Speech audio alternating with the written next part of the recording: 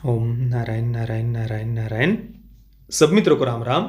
दोस्तों, पिछले कुछ घंटों से कल से लाल सिंह चड्ढा और आमिर खान को लेकर एक न्यूज़ सामने आ रही है। लगभग सभी बड़े बड़े मीडिया हाउस ने इसे रिपोर्ट किया है। एक आर्टिकल मैं आपको पढ़कर बताता हूं, उसके बाद हम इस पर चर्चा करेंगे।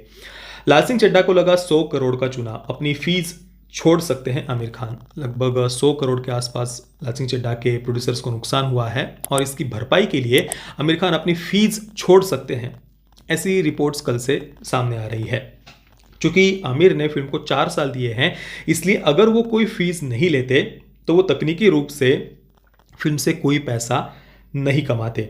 बॉलीवुड एक्टर आमिर खान की फिल्म लाल सिंह चड्ढा 2022 की सबसे बहुप्रतीक्षित फिल्मों में से एक थी, लेकिन भारतीय बॉक्स ऑफिस पर इसके प्रदर्शन ने स्टार को भारी नुकसान पहुंचाया है।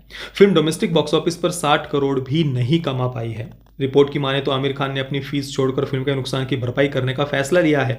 बॉलीवुड हंगामा की रिपोर्ट के अनुसार वाईकॉम 18 के निर्माताओं को फिल्म के पीटने से 100 करोड़ का नुकसान हुआ है, लेकिन अगर आमिर ने अपनी फीस छोड़ने का फैसला किया तो स्टूडियो के लिए नुकसान कम हो जाएगा। रिपोर्ट में यह भी बताया गया है कि चूंकि आमिर ने फिल्म को 4 साल दिए हैं, इसलिए अगर वो कोई फीस नहीं लेते तो वो तकनीकी रूप से कोई पैसा नहीं कमा पाएंगे।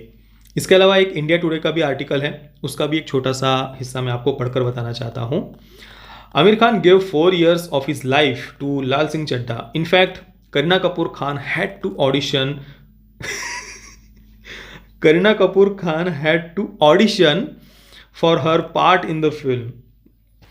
From constant shifts in the release date to boycott Lal Singh Chadda trend, the film faced multiple hiccups to its release. However, Lal Singh Chadda went on to become a box office disaster and could barely manage to mint rupees 100 crore. मतलब overseas collection मिलाकर उन्होंने शायद ये आंकड़ा बताया है। भारत में तो रिपोर्ट्स के अनुसार फिल्म ने 60 करोड़ का आंकड़ा भी टच नहीं किया है, पर वर्ल्ड वाइड कलेक्शन फिल्म का 100 करोड़ बताया जा रहा है। As per latest reports, Aamir has decided to forgo his fee to make up for the losses incurred by producers Viacom 18। कुल मिलाकर लगभग इसी से मिलती जुलती बातें सारे रिपोर्ट्स में कही गई है।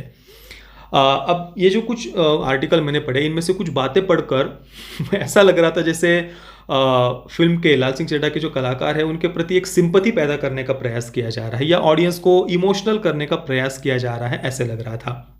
देखिए, अगर कोई फिल्म फ्लॉप होती है या लोग किसी फिल्म का विरोध कर रहे हैं या किसी कलाकार की आलोचना कर रहे हैं या किसी फिल्म इंडस्ट्री की अगर लोग आलोचना कर रहे हैं, तो विक्टिम कार्ड खेलने की अपेक्षा, मतलब जैसा कि मुझे लगता है वो मैं आपको बयान कह रहा हूँ, तो विक्टिम कार्ड खेलने की अपेक्षा या लोगों पर ही ठिकरा फोड़ने की अपेक्षा इंडस्ट्री को साथ में बैठकर सोचना चाहिए कि लोग क्यों आलोचना कर रहे हैं, लोगों की पीड़ा क्या है, वो क्या कह रहे हैं। अपने ग्राहकों को, दर्शकों को ही दोष देने की अपेक्षा या बस एक इमोशनल लोगों को करने की अपेक्षा आज इंडस्ट्री को साथ में बैठकर सोचने की आवश्यकता है। क्योंकि ये विरोध कोई अभी से तो नहीं हो रहा ना, पिछले कितने लंबे समय से लोग बॉलीवुड की आलोचना करते आ रहे हैं। तो अभी तक तो हमें एक बहुत बड़ा बदलाव ऑलरेडी बॉलीवुड में दिख जाना चाहिए था, पर अभी भी जिस प्रकार का कंटेंट हम अभी भी देख रहे हैं बॉलीवुड का जो आते जा रहा है, चाहे वो OTT प्लेटफॉर्म्स पर हो या थिएटर में हो, अभी भी उस कंटेंट में कोई बदलाव हमें देखने को नहीं मिल रहा। लोग लगातार जो आलोचना कर रहे हैं ना, एक वन साइडेड सेकुलरिज्म या वोकिज्म या फैमिली वैल्यूज़, पारिवारिक मूल्य या हमारे कल्चर का सम्मान न करना, बार बार उसे अपमानित करना, हमारे रीति रिवाज परंपराओं को अपमानित करना, बहुत सारी बातें हैं। तो उसको लेकर लोग लगातार आलोचना कर रहे हैं, पर बदलाव तो बॉलीवुड में कुछ दिख नहीं रहा। और अगर आपके ग्राहक जो चीज़ मांग रहे हैं, कह रहे हैं, वो आप उन्हें नहीं देंगे तो स्वाभाविक सी बात है नुकसान होगा। और चलिए, किसी फिल्म को अगर थोड़ा नुकसान होता है तो उनके पास में तो चलो और भी कई रास्ते हैं अपने नुकसान की भरपाई के लिए। OTT, सैटेलाइट, म्यूजिक राइट्स, ऐसे कई सारे अलग अलग प्रकार के राइट्स होते हैं। तो कहीं ना कहीं किसी न किसी प्रकार से चलो वो अपनी रिकवरी कर भी लेंगे। पर जो हमारी भारत की महान सभ्यता है, जिसकी रक्षा के लिए पिछले 1000 वर्षों में करोड़ों लोगों ने अपना बलिदान दिया है, पिछले 2000 वर्षों में विश्व की सारी प्राचीन सभ्यताएं नष्ट हो गई, एक हमारी सभ्यता का अस्तित्व बचा है, उसके लिए करोड़ों वीरों ने, वीरांगनाओं ने, महापुरुषों ने, संतों ने, महात्माओं ने अपना बलिदान दिया है। पर उस कल्चर का सम्मान आज अगर हमें देखने को नहीं मिलता या उसको ही अगर अपमानित किया जाएगा या फिर जिन विदेशी आक्रांताओं ने भारत पर आक्रमण किया उनका ही महिमा मंडन अगर एक इंडस्ट्री करती आ रही है पिछले काफ़ी लंबे समय से, और लोग अभी कह रहे हैं कि भाई हमें बदलाव चाहिए, हमें ये नहीं देखना, तो इंडस्ट्री को लोगों की भावनाओं का भी सम्मान करना चाहिए। एक फिल्म को नुकसान होता है तो वो चलो कहीं ना कहीं से वो अपना रिकवरी कर भी लेंगे, पर जिस संस्कृति की, जिस सभ्यता की रक्षा के लिए करोड़ों लोगों ने अपना बलिदान दिया है, उसका जब अपमान हम बड़े पर्दे पर देखते हैं तो सोचिए इस सभ्यता की रक्षा के लिए जिन्होंने अपना बलिदान दिया उनका ये कितना बड़ा अपमान है। जो लोग ये सब देखते होंगे उन्हें अंदर से कितनी ज़्यादा पीड़ा होती होगी, और ये पीड़ा लगातार पिछले कई दशकों से लोग सहते आए हैं। पहले सोशल मीडिया नहीं था तो लोग बोल नहीं पाते थे, पर जब से पिछले 4.5 5 वर्षों से जियो आया है, उसके बाद लोगों को अपने विचार रखने की एक प्लेटफॉर्म मिला है। लोग बोल रहे हैं, कह रहे हैं, अपनी पीड़ा व्यक्त कर रहे हैं, जो पीड़ा वे पहले व्यक्त नहीं कर पाते थे। तो एक इंडस्ट्री के रूप में बॉलीवुड को अभी शांत होकर बैठकर सोचने की आवश्यकता है।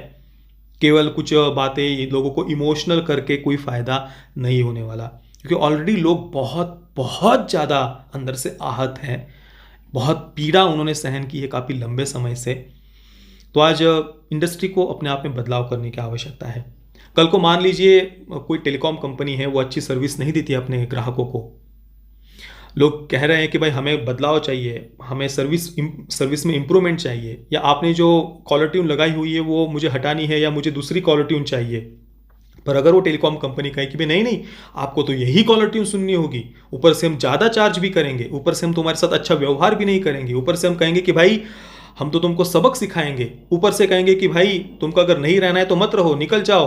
और जब हम पोर्ट करने के लिए रिक्वेस्ट डाले तो विक्टिम कार्ड खेलना, इमोशनल होना कि भाई तुम हमें पोर्ट क्यों कर रहे हो, हमारे हमारे सिम को तुम क्यों छोड़ रहे हो। तो छोड़ने भी नहीं देना, धमकी भी देना, अच्छा कोई दूसरी कॉलर ट्यून भी ना बदलने देना, ऊपर से ज़्यादा चार्ज भी करना, फिर एरोगेंस भी दिखाना, अच्छी सर्विस भी ना देना। और टेलीकॉम कंपनी तो चलिए वो कुछ ना कुछ हमें सर्विस कुछ ना कुछ वो प्रोवाइड कर रहे होते हैं, हम जो पैसे देते हैं उसके मतलब कुछ तो हमें उसके रिटर्न में मिलता है ना, हमें कुछ ना कुछ सर्विस मिल रही है ना। बॉलीवुड एक एंटरटेनमेंट इंडस्ट्री है, लोग अगर उस पर पैसे नहीं खर्च करेंगे तो उनका कोई नुकसान नहीं होने वाला। बॉलीवुड एक ऐसी इंडस्ट्री है, वो कोई जीवनावश्यक वस्तु नहीं बेच रही, तेल साबुन, जो रोज़मर्रा के जीवन की जो चीज़ें होती है, ऐसे कोई चीज़ वो नहीं बेच रहे, वो कथित रूप से मनोरंजन बेच रहे हैं। अब उस मनोरंजन की आड़ में फिल्म मेकर्स अपना क्या प्रोपेगेंडा चलाते हैं वो एक अलग बात है, पर कथित रूप से आप मनोरंजन दे रहे हैं लोगों को, पर वो कोई जीवनावश्यक वस्तु नहीं है लोगों के लिए। तो इन सब बातों के कारण बॉलीवुड को आज बहुत बहुत ज़्यादा शांत बैठकर इस पर विचार करने की, एक इंडस्ट्री के रूप में विचार करने की आवश्यकता है, ना कि लोगों को इमोशनल करने की। बाकी दोस्तों आपके इस पूरे विषय पर क्या विचार है मुझे आप नीचे कमेंट में अवश्य बताना। ये वीडियो देखने के लिए आप सभी मित्रों का बहुत बहुत धन्यवाद। जय श्री राम, वंदे मातरम।